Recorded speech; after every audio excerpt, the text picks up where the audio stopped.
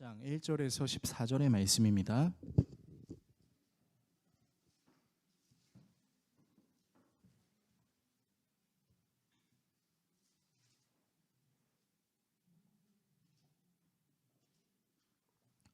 신약성경 약 29페이지 정도에 있는 마태복음 18장 1절에서 14절의 말씀,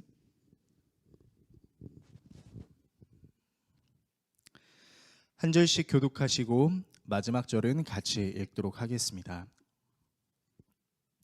다 찾으신 줄로 알고 하나님의 말씀을 읽겠습니다. 그때 제자들이 예수께 나와 이르되 천국에서는 누가 크니까? 예수께서 한 어린아이를 불러 그들 가운데 세우시고 이르시되 진실로 너희에게 이르노니 너희가 돌이켜 어린 아이들과 같이 되지 아니하면 결단코 천국에 들어가지 못하리라. 그러므로 누구든지 이 어린아이와 같이 자기를 낮추는 사람이 천국에서 큰 자니라. 또 누구든지 내 이름으로 이런 어린아이 하나를 영접하면 곧 나를 영접함이니 누구든지 나를 믿는 이 작은 자 중 하나를 실족하게 하면 차라리 연자 맷돌이 그 목에 달려서 깊은 바다에 빠뜨려지는 것이 나으니라. 실족하게 하는 일들이 있음으로 말미암아 세상에 화가 있도다. 실족하게 하는 일이 없을 수는 없으나 실족하게 하는 그 사람에게는 화가 있도다. 만일 내 손이나 내 발이 너를 범죄하게 하거든 찍어 내버리라. 장애인이나 다리 저는 자로 영생에 들어가는 것이 두 손과 두 발을 가지고 영원한 불에 던져지는 것보다 나으니라. 만일 내 눈이 너를 범죄하게 하거든 빼어내버리라. 한 눈으로 영생에 들어가는 것이 두 눈을 가지고 지옥불에 던져지는 것보다 나으니라. 삼가 이 작은 자 중에 하나도 업신여기지 말라. 너희에게 말하노니 그들의 천사들이 하늘에서 하늘에 계신 내 아버지의 얼굴을 항상 배움느니라. 너희 생각에는 어떠하냐? 만일 어떤 사람이 양 100마리가 있는데 그 중에 하나가 길을 잃었으면 그 99마리를 산에 두고 가서 길 잃은 양을 찾지 않겠느냐? 진실로 너희에게 이르노니 만일 찾으면 길을 잃지 아니한 99마리보다 이것을 더 기뻐하리라. 같이 읽겠습니다. 이와 같이 이 작은 자 중에 하나라도 잃는 것은 하늘에 계신 너희 아버지의 뜻이 아니니라. 아멘. 오늘 여러분과 함께 예수님의 일생 75번째 시간, 예수님의 이름으로 사랑합니다 라는 주제로 하나님의 말씀 나누도록 하겠습니다. 오늘 본문은 많은 그리스도인들이 대체적으로 알고 있는 사건 중에 하나인 천국에서 큰 자가 누구입니까? 라는 질문을 다루고 있습니다. 사실 사람이라면 가질 수 있는 마음 중에 하나가 바로 인정욕구라서요. 우리는 서열이라는 단어를 쓰는 것에 대해서는 굉장히 불편하게 여기더라도 내가 속해 있는 직장이나 학교나 어떤 공동체에서 여러 사람들로 하여금 당신은 참 괜찮은 사람입니다 라는 말을 듣고 싶어 합니다. 어쩌면 이런 마음은 지극히 당연한 것이고 자연스러운 것이기도 합니다. 저도 우리 성도님들에게 우리 정재성 목사님이라는 말을 들으면 너무 기쁩니다. 마찬가지로 저도 여러분들에게 우리 성도님이라고 말하면 여러분들도 소속감을 느끼고 인정을 느끼겠죠. 자, 그런데 오늘 본문에서 제자들은 이 인정욕구 내지는 서열의 문제로 나름 심각한 상황에 이른 것처럼 보입니다. 오늘 본문의 내용을 동일하게 다루고 있는 마가복음과 누가복음에서는요, 이 제자들이 천국에서 누가 큰 자인가 라는 이 주제를 가지고 서로 심각하게 다툽니다. 마태복음에는 다툼이 기록되어 있지 않지만 실제로는 다퉜다라는 것이죠. 왜 다퉜을까 생각해보면 이전에 예수님께서 변화산에 오르실 때 예수님은 모든 제자를 다 데리고 가지 않으셨어요. 3제자만 데리고 가셨죠. 그럼 남아있는 9명의 제자들에게는 왜 나는 데리고 가지 않으셨을까라는 생각을 가질 수도 있을 것입니다. 그리고 변화산에 예수님과 3제자가 올라갔을 때 아래에서는 큰 소동이 있었죠. 어떤 소동이 있었냐면 간질병을 앓고 있는 아들을 데리고 온 한 사람이 있었는데 이 사람이 예수님의 제자들이 귀신을 쫓아낸다, 그 능력이 있다라는 소문을 듣고 이제 우리 아들에게 그 걸려있는 그 귀신 좀 쫓아내주세요 라고 얘기했는데 이 제자들이 아무리 애를 써도 귀신이 쫓겨나가지 않는 겁니다. 그리고 그 사건을 통해서 예수님께서는 밑에 있었던 제자들에게 이 믿음이 적은 자들아 라고 호통을 치기도 하시죠. 그렇기 때문에 아마도 제자들의 마음속에는 나는 사실 그렇게 믿음이 작지 않아, 나도 예수님의 간택을 받을 정도로 나름 괜찮은 사람이야 라는 것을 증명하고 싶거나 인정받고 싶을 욕구가 있었을 것입니다. 결국 이런 문제들로 인해서 제자들 안에는 서로 드러내진 않았지만 마음속으로 내가 그래도 너보다 낫지, 내가 그래도 너보다는 기도를 좀 더 하지 않아? 내가 너보다는 좀 더 예수님을 잘 따르는 것 같지 않아? 라는 마음들이 있었던 것으로 보이고, 그것이 결국 표면 밖으로 드러나 충돌을 일으킨 것입니다. 그러면서 내가 너보다 나아, 아니야, 내가 너보다 예수님을 더 사랑해 라고 싸우기 시작한 것이죠. 그리고 제자들은 이 다툼이 서로 간의 그 관계에서는 해결될 수 없다라는 사실을 알고는 예수님께로 찾아갑니다. 그리고 질문합니다. 예수님, 천국에서 누가 가장 큰 자입니까? 라고 질문하죠. 그런데 예수님께서는 이 질문에 대해서 천국에서는 이런 사람이 큰 법이야 라고 말씀하시지 않고 뭐라고 말씀하시냐면, 너희들이 돌이켜서 어린이들과 같이 되지 않으면 절대 천국에 들어갈 수 없어 라는 동문서답 같은 말씀을 하시면서 어린아이와 같은 작은 자들을 섬기는 것에 대해서 매우 엄격하게 말씀하십니다. 이 돌이키라라는 말은 원어로 회개하라라는 말과 똑같은데요. 즉 예수님께서는 이 사건을 통해서 예수님의 제자들이 회개해야 될 것이 무엇인지를 알려주심과 더불어 하나님 나라의 중요한 핵심이 무엇인지에 대해 말씀하고 계신다라는 것입니다.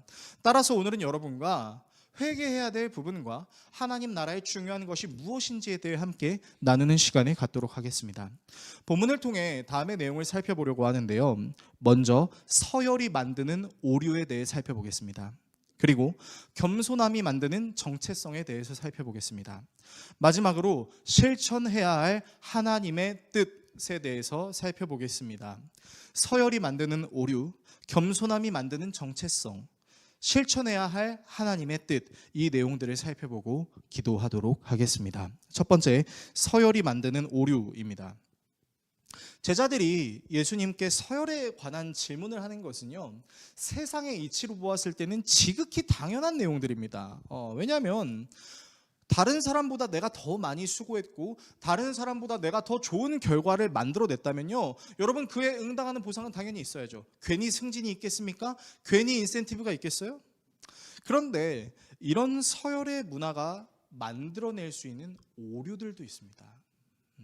두 가지를 여러분들과 좀 나누고 싶은데요. 첫 번째는요, 이 서열의 오류는 자기 자신을 다른 사람보다 더 괜찮고 나은 존재라고 착각하게 만듭니다. 자, 이 착각을 다른 말로 말씀드리면 이렇게 말씀드릴 수 있을 것 같아요. 다른 사람을 나 자신보다 하등한 존재로 여기게 된다라는 것입니다. 회사로 말씀드리면 이런 겁니다. 열심히 노력하고 수년을 고생해서 임원의 자리에 올라가는 한 사람이 있습니다. 고위층 직원이 되었는데 이 고위층 직원이 막 회사에 입사한 신입사원을 굉장히 우습게 여기는 거죠. 사실 이 임원은 어떤 착각을 하고 있냐면은 개구리가 올챙이 쪽의 일을 기억하지 못하는 것이나 다름없는 것입니다. 임원도 신입사원의 시절이 있지 않았겠습니까? 다 잘했겠어요? 혼나기도 하고 실수하기도 했겠죠. 근데 그랬던 지난 시절들은 까맣게 잊어버린 채 그냥 자기 눈에 못하니까 하등한 존재라고 여기는 것입니다. 여러분, 제자들이 이런 모습을 똑같이 보였다는 사실을 알고 계신가요? 동일한 내용을 기록하고 있는 누가복음에는요, 이런 사건이 기록되어 있어요. 그러니까 제자들이 막 싸우면서 누가 큰 자입니까? 하고 예수님께 질문하는데 이제 예수님께서 답변을 해주셨고, 그때 사도 요한이 이런 질문을 해요. 예수님, 저희들이 길을 지나가다가 어떤 사람이 예수님 당신의 이름으로 귀신을 쫓아내는 사건을 봤습니다. 그런데 저희들의 마음속에 아니 저 사람은 예수님을 따른 그런 이력도 없는데, 우리같이 예수님 모든 것을 내버려 두고 예수님을 따랐던 그런 전력이 없는데 왜 예수님의 이름을 함부로 사용하지? 라는 생각이 들어서 저희들이 그 사람한테 예수님의 이름을 함부로 쓰지 마세요! 라고 얘기했습니다. 라고 사도 요한이 얘기합니다. 여러분, 새 본문을 괜히 읽어오라고 말씀드리는 게 아니에요. 이런 숨겨진 내용들이 있으니까 읽어오라고 말씀드리는 거예요. 그러니까 예수님께서 뭐라고 말씀하세요? 그 사람에게 그런 행위를 하지 말라고 말씀하십니다. 지금 예수님께서 뭐라고 말씀하시는 거예요? 너희들의 경력으로 다른 사람이 하는 행위를 우습게 또는 잘못됐다고 함부로 판단하지 말라라는 것이죠. 그러니까 예수님께서는 예수님 자신의 이름을 사용함에 있어서 너희들 세상이 당연하게 여기는 서열의 문제를 나의 제자도에는 적용시키지 마라고 말씀하고 계신 것입니다. 자, 두 번째로 서열을 잘못 적용하게 되면 나타날 수 있는 일은요, 윗사람이 아랫사람을 부리는 것을 매우 당연하게 여기고요, 자신의 의도대로 하지 못하면 마치 쓸모없는 존재처럼 여겨서 언제든지 그 사람을 내치게 돼버립니다. 그리고 이것이 심각해지면 사람을 도구처럼 썼다 버려도 되는 생각에 대해서 당연하지 내가 돈 주고 샀으니까 라는 생각들을 하게 되는데, 예수님은 바로 이 생각이 위험한 생각이 될 수 있다라고 이야기하는 겁니다. 제가 인생을 살아온 시간이 그렇게 길진 않지만 짧은 인생을 살아오면서 제 자신이 되게 쓸모없는 존재인 것 같다라는 느낌을 받았던 적이 몇 번 있었어요. 그런데 그 느낌을 어디서 많이 받았었냐면 군대에서 상당히 많이 받았었습니다. 지금은 군대가 상당히 좋아져서 정말 복무하는데 과거와 같은 큰 어려움은 없다라고 이야기하는데요. 제가 복무할 때만 하더라도 구타 및 가혹행위는 존재했습니다. 제가 군대에서 통곡했던 적이 2번 정도 있었는데요. 첫 번째는 이제 자대가 아니라 훈련소에서 있었던 일이에요. 이제 훈련소에 한 달간 입소를 해가지고 이제 훈련을 받게 되는데, 제가 입소했던 훈련소는 저 남쪽에 있는 나름 되게 큰 훈련소였습니다. 근데 이제 30일을 넘게 훈련을 해야 되는데 이제 비품을 조교들이 지급을 해주는데 휴지를 두루마리 휴지를 딸랑 2개를 주는 거예요. 딸랑 2개를 주면서 이렇게 얘기하는 겁니다. 이 휴지는 너희들이 앞으로 훈련할 때 써야 될 휴지다. 아껴 쓰도록 이렇게 얘기를 하는 거예요. 여러분 혹시 휴지 2개로 한 달 살아보신 적이 있으신가요? 여러분 되게 힘듭니다. 그래서 옆에 있는 한 훈련병이 질문을 한 거예요. 그때 당시에는 되게 개념 없다라고 생각을 했었는데, 조교님 그러면 저희들 화장실 가서 큰일을 볼 때는 어떻게 해야 됩니까? 이렇게 질문을 하는 거예요. 남자들이 큰일을 저지를 때는 이제 휴지를 좀 많이 써야 되는데, 그러니까 이 조교가 이렇게 얘기하는 거예요. 깔끔하게 싸고 5칸으로 해결하도록 이렇게 얘기를 하는 거예요. 여러분 우리 남자 성도님들, 특별히 제 나이대와 비슷하거나 그 윗대에 있는 사람들은 되게 공감하실 것 같은데, 여러분 놀랍게도 5칸으로 해결할 수 있습니다. 네, 그러려면 일단 제가 치러야 될 거사가 이제 물 형태로 나와서는 안 되겠죠. 그러니까 굉장히 건강에 유의해야 되고 컨디션 조절을 잘 해야 되는 거예요. 그래서 여러분 진짜 병사들이 화장실 갈 때마다 막 신음소리를 내고 어려움을 내는 거예요. 그래서 저도 이제 화장실 가서 5칸을 정확하게 뜯어가지고 일을 치르고 있는데, 그런 제 자신이 너무 불쌍해서 눈물이 나는 겁니다. 큰일을 치르면서 내가 왜 이러고 있어야 되자고 이제 눈물이 나는 거예요. 2번째 일이었는데, 이제 훈련소에 일을 마치고 자대 배치를 받아서 이제 전입 신고를 했습니다. 근데 이제 그 조교들이, 훈련소에 있는 조교들이 계속 그런 얘기를 했거든요. 너희들 이제 이등병 달아서 좋지? 이제 자대 가면 지옥 될 거야 라고 얘기를 하는 거예요. 너희들 훈련소 때가 좋았을 때야. 몰랐는데 자대 배치를 받으니까 이제 그게 실감이 나기 시작하는 거예요. 그래서 이제 고참들한테 잘못 보이면 안 되니까 딱 각 잡고 서 있고 막 이게 불편해 죽겠는데, 또 그 와중에 또 생리 현상이 일어나서 배는 너무 고픈 겁니다. 그래서 이제 초코파이를 먹고 싶은데, 초코파이를 제가 복무했을 당시에는 고참들 앞에서 먹으면 안 됐어요. 그러니까 짬이 덜 찬 2등병 1병들은 고참이 허락하면 등 뒤로 돌아서 보이지 않게 먹어야 됐었어요. 근데 이제 제가 처음부터 초코파이 먹고 싶다라고 얘기하면 개념 없는 사병이 되는 거 아닙니까? 그래서 이제 그 꼬깃꼬깃해 있는 그 주머니에 초코파이를 쥐고 이제 자기 직전에 화장실로 가서 화장실 그 커버를 덮고 그 위에 앉아서 그걸 먹는데, 너무 제가 초라한 거예요. 근데 너무 웃긴 게 뭔지 아세요? 초라한 그 순간에 초코파이는 너무 맛있는 거예요. 그러니까 너무 맛있는 이 구겨진 초코파이를 먹으면서 너무 행복한데, 이 짧은 행복을 누리려고 이 행동을 해야 된다는 사실이 너무 불쌍한 거예요. 옆에 막 고참들이 막 똥 싸는 소리가 푸득푸득 소리, 막 비둘기 날아다니는 소리가 막 들리는데, 거기서 이제 제가 막 초코파이를 먹고 있는데 냄새가 나면서 행복하면서 이상하니까 내가 왜 이러고 있어야 되지 하면서 또 운 거죠. 그러니까 저는 군대에서 2번 울었는데 변기통 위에서 2번 울었습니다. 근데 비록 군대를 예시로 이제 설명을 해드렸는데, 저나 여러분이나 이 세상을 살면서 이 서열이라는 문화가 만들어낸 오류를요, 여러분은 적어도 한 번 이상 경험해 본 적이 있었을 겁니다. 말도 안 되는 요구를 하는데 그 사람이 상급자라서, 그 사람이 나를 고용한 사람이라서 억지로 들어야 되고, 또 이런 서열 때문에 서로를 비교할 수밖에 없게 되고, 누가 우위에 서 있는지를 증명하려고 하는 이 상황들. 근데 이 모습들이 제자들에게 있었다고요. 예수님의 제자들에게. 그리고 예수님은 이런 바보 같은 질문에 이렇게 말씀하세요. 내가 너희들에게 진정으로 말한다. 너희가 돌이켜서 어린 아이들과 같이 되지 않으면 절대로 하나님 나라에 들어갈 수 없을 것이다. 그러니까 예수님은 분명히 말씀하고 계신 겁니다. 무엇을요? 예수님이 우리에게 가르쳐 주시는 그 하나님의 나라는 서열이 만들어내는 오류가 존재하는 것이 아니라는 것을. 그리고 하나님 나라를 꿈꾸는 자들에게도 서열을 만들고자 하는 욕구와 욕심이 있을 수 있음을 드러내심으로 그것을 돌이키라라고 말씀하고 계신 것입니다. 두 번째, 겸손함이 만드는 정체성입니다. 예수님이 어린아이 하나를 이렇게 부르십니다. 그리고 그 어린아이를 제자들 가운데 이렇게 세우셔서 너희들이 돌이켜 되어야 할 사람은 바로 이 어린아이다 라고 말씀하십니다. 자, 그런데 이 어린이라는 단어는요, 단순히 나이대가 어린 어린이만을 의미하는 것이 아닙니다. 이 원어를 좀 여러분과 살펴보고 싶은데요, 이 원어는 파이스라는 헬라어입니다. 근데 이 파이스라는 헬라어에는 2가지 뜻이 있어요. 첫 번째는요, 일반적으로 어린아이를 의미합니다. 그러니까 이 어린아이는 이제 우리가 알고 있는 상식이에요. 근데 2번째 뜻이 있어요. 2번째 뜻이 무엇이냐면 때때로 하인이나 종을 가리키는 말을 의미합니다. 이 2가지를 합치면요, 하인이나 종으로 부림받는 어린아이를 의미합니다. 그러니까 예수님께서 데리고 오신 이 어린아이는 바로 종이나 하인으로 부림받고 있었던 어린아이라는 것을 여러분들이 감안하신 상태에서 제 설교를 들어주시기를 부탁드릴게요.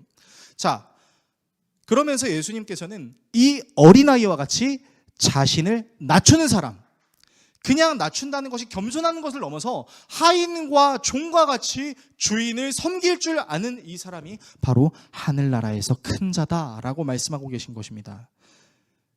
이 말인즉슨 예수님의 말을 잘 따르기 위하여 겸손함을 추구하는 어린 아이와 같은 존재라는 것을 말하는 것이죠.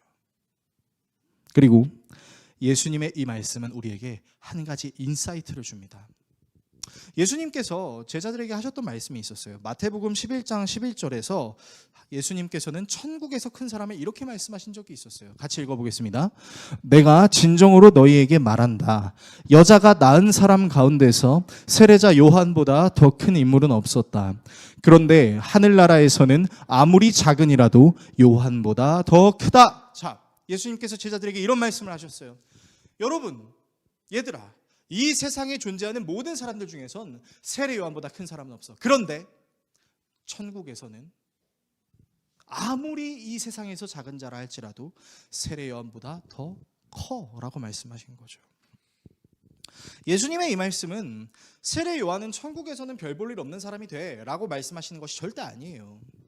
세례 요한이 이 땅에서 사람들에게 보여준 그 영향력은 매우 지대했지만 천국에서는 이 세례 요한뿐만이 아니라 세상에서 작은 자, 낮은 자, 하인과 같은 자다라고 지적질을 당하는 그 사람들도 하나님의 사랑으로 존귀한 존재가 된다라고 말씀하시는 거죠. 자, 예수님께서는요, 이런 천국의 모습이 이 땅에서도 이루어지길 바라셨습니다.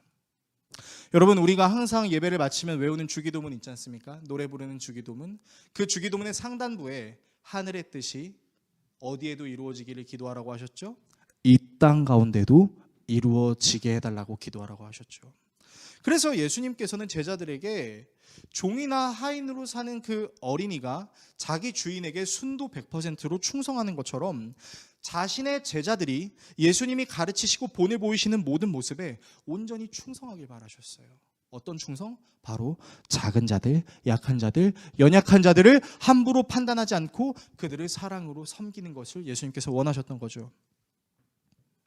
그래서 예수님은 세리와 죄인과 창녀의 친구가 되셨을 때 그 마음속에 나의 제자들도 나와 같이 그렇게 하길 바란다라는 마음이 있었던 것이고, 그렇게 하는 사람들은 서열에, 인정 욕구에 매몰되지 않는다라는 것을 가르치고 계신 것이죠. 서열 문화에 절어들어 사람을 판단하는 것이 아니라 모든 사람을 사랑하시기 위해 이 땅에 오신 예수님의 모습을 실천하기를 원했던 거예요. 그래서 예수님께서는 제자들에게 어린이가 주인에게 순종하는 것처럼, 얘들아, 제자들아, 내 말에 너희들이 순종하길 바래. 그러면서 내가 너희들에게 가르친다. 내가 어린아이들을 환영하는 것처럼, 내가 어린아이들을 받아주는 것처럼 너희들도 이 세상에서 작은 자라고 일컬음 받는 자들, 종으로 쓰임받을 수밖에 없는 연약한 자들도 환영하며 받아줄 수 있어야 돼. 그게 나를 맞이하는 것과 똑같아 라고 예수님께서 말씀하시는 거라고요. 그래서 예수님은 아무리 세상에서 작은 자라고 평가받는 사람이 있어도 그 사람이 예수님을 믿는 것을 알면 그 사람의 믿음을 서열의 문화로 상하게 해서는 안 된다라고 말씀하고 계신 거예요.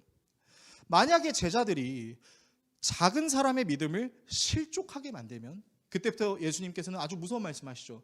너희들을 연자맷돌에 묶어버려서 바다에 떨어뜨려 버리겠다. 여러분, 연자맷돌이 무슨 맷돌이었냐면 우리가 알고 있는 그냥 콩이나 그런 걸 가는 작은 맷돌이 아니에요. 사람이 굴릴 수 없을 정도로 커다란 로마 사회와 유대 사회에 쓰였던 연자맷돌입니다. 여러분, 그 연자맷돌에 사람이 매달리면 어떻게 되겠어요? 떨어지는 거죠. 못 올라와요. 차라리 내 한쪽 눈을 빼가지고 내 한쪽 눈을 빼가지고 덜 죄를 짓는 것이, 덜 판단하는 것이 훨씬 낫다라고 예수님께서 말씀하고 계신 거예요. 그래서 예수님께서는 작은 자들의 믿음을 실족하게 해서는 안 된다. 너희들의 섬김이 어떤 서열의 기준, 판단의 기준을 만들어서 사람들의 급을 매기고 섬겨야 될 사람들을 판단해서는 안 된다. 그러면 그 사람이 예수님께로, 하나님께로 갈 수 없다. 그의 영혼을 실족하게 만드는 거다. 그렇게 말씀하시는 겁니다.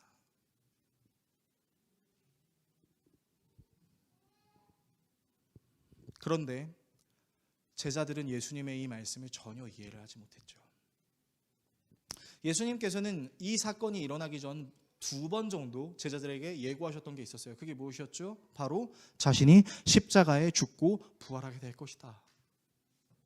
그런데 제자들은 왜 예수님이 죽으셔야만 했는지, 왜 예수님이 부활하셨는지에 대해서 궁금해하기보다는 이런 두려움이 있었어요. 어떤 두려움? 아니, 내가 모시는 예수님이 죽게 되면 그동안 내가 노력하고 수고했던 것들은 허튼 것이 될 수 있으니까, 그러니까 빨리 예수님께 더 가까운 사람이 되고 예수님이 매기는 서열에 내가 더 가까운 사람이 돼야 내가 영광을 누릴 수 있지 않을까? 그런 착각을 하고 있었던 거예요. 여러분, 그래서 이 말씀, 우리의 정체성을 회복시키시기 위해서 예수님께서 하시는 이 말씀을 교회가 어떻게 적용해야 되냐면요, 여러분, 교회는 죄인들이 모이는 곳이라는 것에 대한 분명한 이해가 있어야 됩니다. 죄인들이 모이는 곳이라는 말은 마음대로 죄 지어도 상관없어라는 것을 의미하는 것이 아닙니다. 우리는 여전히 예수님을 믿고 신뢰하지만 그럼에도 불구하고 넘어질 수 있는 연약함과 하나님을 대적하려고 하는 악함이 우리의 마음속에 있다는 것을 우리가 인정할 수 있어야 돼요. 그거는 설교하는 제 자신도, 그리고 예배드리러 온 여러분 마음속에도 있다는 것입니다. 교회 다니는 사람들은 죄 안 지어, 교회 다니는 사람들은 아무런 잘못도 하지 않아, 교회 다니는 사람들은 빛과 소금이라며, 그러니까 항상 훌륭한 일만 해야지. 착각하지 마세요. 여러분, 교회는 죄인들이 모이는 곳입니다. 나는 하나님의 은혜 없이는 오늘 하루를 제대로 살아낼 수 없음을 고백할 줄 아는 죄인들이 모이는 곳이죠. 그래서 죄인들이 모여서 뭘 해요? 예수의 이름으로 서로를 사랑하고 축복하는 거죠. 여러분, 왜 교회에서 옆에 인사합시다, 사랑합니다, 축복합니다, 이거 왜 하는지 아십니까? 할 일 없어서요? 뭐 이렇게 그냥 1분 정도 시간 깎아먹으려고요? 설교 시간? 아니에요. 그게 예수님의 명령이기 때문이에요. 저는 좀 젊은 편에 속해서 저도 오그라들어서 사실 그걸 잘 못하겠는데 그럼에도 불구하고 전 정말 여러분을 사랑하려고 애를 씁니다. 마찬가지로 여러분, 우리도 마찬가지예요. 교회 안에서 누군가가 실수했습니다. 누군가가 넘어졌습니다. 그때 교회 다닌 사람이 왜 저러고 앉아있어? 여러분, 큰일 나요. 이러면 서열 매기는 거예요. 이러면 누가 큰 자냐라고 따지는 거나 똑같습니다. 우리가 해야 되는 건 무엇입니까? 그 지극히 작을 수 있는 그 사람을 예수님의 이름으로 섬기는 거죠. 왜 예수님의 이름으로 섬겨야 되는지에 대해서는 설교 말미에 여러분께 다시 말씀드리겠습니다. 세 번째입니다. 실천해야 할 하나님의 뜻입니다. 이렇게 예수님께서는 서열이 만드는 오류를 꼬집으시고 겸손함이 만드는 제자의 정체성을 언급하신 뒤에 제자들에게 하나님의 뜻을 알려주시는데요. 본문 12절에서 14절의 말씀을 화면을 통해서 같이 읽겠습니다. 너희는 어떻게 생각하느냐? 어떤 사람에게 양 100마리가 있는데 그 가운데 한 마리가 길을 잃었다고 하면 그는 99마리를 산에다 남겨두고서 길을 잃은 그 양을 찾아 나서지 않겠느냐? 내가 너희에게 말한다. 그가 그 양을 찾으면 길을 잃지 않은 99마리 양보다 오히려 그 한 마리 양을 두고 더 기뻐할 것이다. 이와 같이 이 작은 사람들 가운데서 하나라도 망하는 것은 하늘에 계신 너희 아버지의 뜻이 아니다. 자, 말씀을 잘 보시면요, 예수님은요 무조건 그냥 내 말 들어 라고 말씀하시지 않으셨어요. 너희들은 어떻게 생각하냐? 우리의 의견을 묻습니다. 제자들의 의견을 물어요. 그러면서 제자들이 잘 이해하고 있는지를 살피시죠. 그런데 지금 읽었던 그 예수님의 말씀 보면 우리가 좀 오해할 수 있을 만한 부분들이 있습니다. 어떤 부분이죠? 우리가 숫자의 개념으로 받아들였을 때 굉장히 비효율적인 내용이죠. 원래 있던 99마리 양보다 잃어버린 한 마리의 양을 찾는 것을 주님께서 더 기뻐하신다. 자, 우리가 이거를 문자적으로 받아들이게 되면 마치 99마리의 양은 하나도 소중하지 않고 잃어버렸던 한 마리 양은 굉장히 소중한 것처럼 받아들일 수 있게 될 거예요. 그런데요, 이 말의 뜻은 99마리의 양보다 한 마리 양이 더 중요하다고 말씀하시는 게 아닙니다. 여러분, 예수님은 한 마리의 양도 절대로 유기하시거나 포기하지 않으시는 분이라는 사실을 말씀하고 계신 거예요. 그리고 예수님께서는 많은 것들을 기뻐하시지만 그 중에 예수님께서 정말 기뻐하시는 것이 있는데 그것이 무엇이냐? 잃어버린 영혼을 찾는 그 일을 주님께서 너무 기뻐하신다라는 것입니다. 즉 예수님께서는 사람들의 입장에선 99%가 있으면 1% 정도는 뭐 괜찮죠 라고 말할 수 있는 그 생각을 완전히 벗어나서 반드시 100% 모든 사람들을 찾고자 하시는, 모든 사람을 섬기고자 하시는 그 마음이 있다는 것을 알려주시는 거예요. 그리고 예수님은 바로 이것이 누구의 뜻? 하나님 아버지의 뜻이라고 가르칩니다. 한 마리를 찾지 않는 것은 하나님의 뜻이 아니니라. 반대로 말하면 모든 일을 찾는 것이 하나님 아버지의 뜻이다 라고 우리는 이해할 수 있는 것이죠. 여러분, 그러니까요, 하나님은 궁극적으로 모든 사람을 구원하고 싶어 하십니다. 우리가 자꾸 어떤 선택, 예정론 때문에 하나님이 어떤 영혼은 안 구원하시려는 거 아니에요 라고 생각하는 경우가 있을 수 있는데, 여러분 아니라고요. 하나님은 모든 영혼을 구원하고 싶어 하신다고요. 그래서 하나님께서 결단하신 것이 있었어요. 모든 사람을 구원하고 싶으셔서 모든 사람의 죄를 상달해야 할 제물이 필요하셨습니다. 이 전체의 모든 인류들이 여전히 벗어날 수 없는 이 죄의 문제를 해결해야 될 제물이 필요하셨죠. 구약시대의 사람들이 자신의 죄를 흠이 없는 어린 양에 전가하여 그 어린 양을 칼로 찌르고 그 어린 양에 있는 모든 피를 빼내고 각을 떼서 그 어린 양을 불태움으로 자신의 죄를 사하였죠. 여러분, 예수님은 이와 같은 원리로 우리의 모든 죄를 감당하셨죠. 어떻게 해요? 예수님은 죄가 없었습니다. 그런데 순전한 어린 양의 모습으로 반항하지 않고 모든 사람들의 죄를 자신에게 상달하셔서 사람들의 칼에 찔립니다. 성경에는 정확하게 기록되어 있지 않지만 아마 예수님이 그 고통을 당하면서 너무 아파서 이제는 좀 찌르지 마, 이제는 고통을 당하기 싫어하고 화를 내셨던 것 같지는 않아요. 순전한 어린 양처럼 모든 고통을 감당하셨죠. 그래서 자신의 모든 피를 흘리심으로 그 피로 모든 사람의 죄를 사해 주셨죠. 예수님을 믿으면 내 죄가 없는 셈 치고의 원리가 아닌 우리의 과거와 현재와 미래의 모든 죄의 문제를 예수 그리스도의 피로 해결해 주신 것이죠. 또한 예수님은 모든 사람의 죄의 문제를 해결해 주시고 모든 사람이 하나님 아버지의 자녀라는 진정한 서열을 회복하시기 위해 자신의 서열을 포기하셨다는 사실 여러분 알고 계십니까? 어떤 서열을 포기하셨죠? 하늘 보좌 우편에 앉아 계셔서 하나님과 동일한 본체로 살아가셔야 되는 그분이 이 땅에 추락하셨습니다. 그리고 모든 사람의 찬양을 받으셔야 되는 그 예수님이 모든 사람의 비난과 조롱을 당하심으로 끝이 없어 보이는 저 스월가도 같은 지옥의 밑바닥으로 끊임없이 추락하셨습니다. 그리고 부활하심으로 자신이 하나님의 아들이자 구약의 예언자들이 예언했던 모든 말씀을 성취하셨어요. 이 하나님의 아들의 사역은요, 하나님 아버지의 마음을 우리에게 대변하는 것과 같았어요. 어떤 마음이요? 하나님은 모든 사람을 사랑하시는 것처럼 예수님 역시 우리에게 모든 사람을 사랑하시는 것이 무엇인지를 알려주시는 것. 서열의 문화로 사람의 급을 매기는 것이 아니라 겸손함으로 낮은 자리로 추락하셔서 모든 사람을 사랑하는 것이 바로 하나님의 뜻이라는 사실을.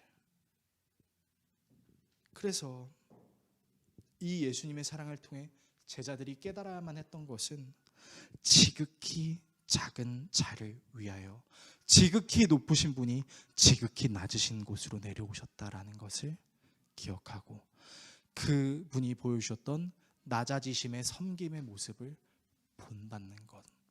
여러분, 이것이 우리가 실천해야 될 하나님의 뜻이라는 것입니다.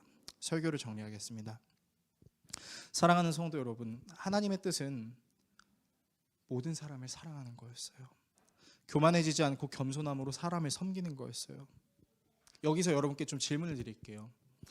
여러분, 여기에는 정말 신앙생활을 오랫동안 해오신 분부터 한지 얼마 되지 않은 분들이 계신 줄로 아는데요. 모든 이들에게 질문해 볼게요. 여러분, 사랑을 실천하는 게 쉽던가요?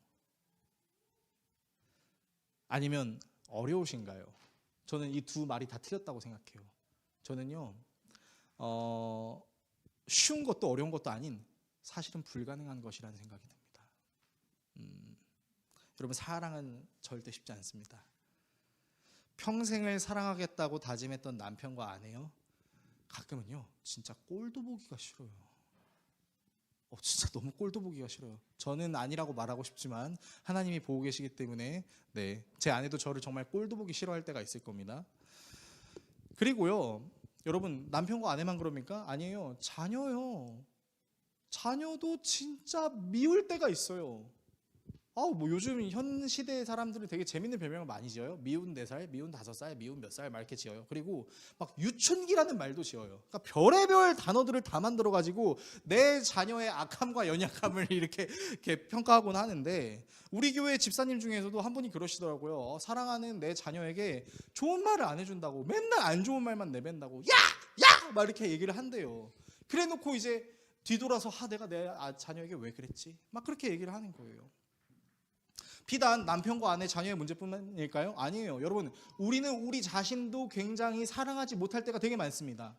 특히 여러분들이 그리스도인으로 살기 위해서 애를 쓸 때, 하나님, 제가 이제는 다시 이런 행동을 하지 않을게요. 하나님, 제가 이제는 정말 주님의 이름을 걸고 맹세할 테니까 제가 이런 행동을 좀 하지 않게 해주세요 라고 얘기해 놓고요, 여러분, 정말 언제 그랬냐는 듯이 아무렇지도 않게 지었던 죄를 반복해요. 그렇지 않나요? 또 그리고 그럴 땐 너무 악한 게 어쩔 수 없잖아, 자기 합리화를 해요. 내로남불 하면 안 된다고 그렇게 얘기하면서 하나님 앞에서 그렇게 내로남불을 해대요. 누가요? 우리 자신이요. 자기 자신조차도 제대로 사랑하지 못해서 경멸하는 경우도 허다하죠. 그래서 우리는 한 가지 결론을 내릴 수 있습니다. 어떤 결론이요? 사랑이라는 것은요, 내 힘으로만 할 수 있는 게 아니라는 겁니다. 그러면 어떻게 우리가 사랑을 할 수 있을까요? 예수님은 사랑을 이렇게 실천하라고 하셨습니다. 본문 5절의 말씀 화면을 통해서 같이 읽도록 하겠습니다. 같이 읽습니다. 또 누구든지 내 이름으로 이런 어린이 하나를 영접하면 나를 영접하는 것이다. 여러분, 굉장히 핵심적인 말이죠. 예수님은요, 니들이 갖고 있는 재산이나 니들이 갖고 있는 넓은 마음이나 니들이 갖고 있는 외모로 사랑해봐라고 말씀하신 적이 없었어요. 여러분, 예수님은 사랑을 어떻게 실천하라고 말씀하시냐면 내 이름으로 해 라고 말씀하신 거예요. 여러분, 우리가 기도할 때도 어떻게 기도합니까? 항상 마지막에 예수님의 이름으로 기도합니다 라고 기도합니다. 여러분이 만약 더웨이 교회에 출석한다는 이유로 정재성의 이름으로 기도합니다라고 여러분은 그렇게 기도한다면 여러분들은 이단이 될 겁니다. 여러분, 우리가 왜 예수님의 이름으로 기도하는지 알아요? 내 힘으로 그것을 할 수 없으니까요. 저 하늘 보좌 우편에서 우리를 위하여 중보하고 계신 예수님, 지금 이곳에 오셔서 역사하여 주십시오. 예수님의 이름으로 행합니다. 여러분, 그래서요, 사랑이라는 이름에 걸친 모든 행위들은 우리의 힘으로만 할 수 없습니다. 예수의 이름으로 이것이 가능해지게 해주세요. 예수의 이름으로 나를 사랑하게 해주세요. 예수의 이름으로 나와 함께하는 모든 사람들을 사랑할 수 있게 해주세요. 우리가 그렇게 예수의 이름을 외칠 때 아무도 없어 보이는 홀로 서 있는 것만 같은 그 세상, 그 시기에 예수님은 우리와 함께 하십니다. 여러분, 이 사실을 기억하십시오. 우리 모두의 죄를 해결하시고 우리 모두를 구원하시기 위해 이 땅에 내려오셔서 서열당하시고 추락당하신, 그러나 서열당하시고 추락당하신 그 사랑으로 모든 사람을 구원하고자 하셨던 이 하나님 아버지의 마음을 기억하십시오. 그리고 이 하나님 아버지의 마음이 여러분들의 삶을 통해 드러날 수 있도록 여러분은 이렇게 기도하십시오. 예수님의 이름으로 사랑합니다 라고 기도할 수 있는 저와 여러분 모두가 될 수 있기를 예수 그리스도의 이름으로 축원합니다.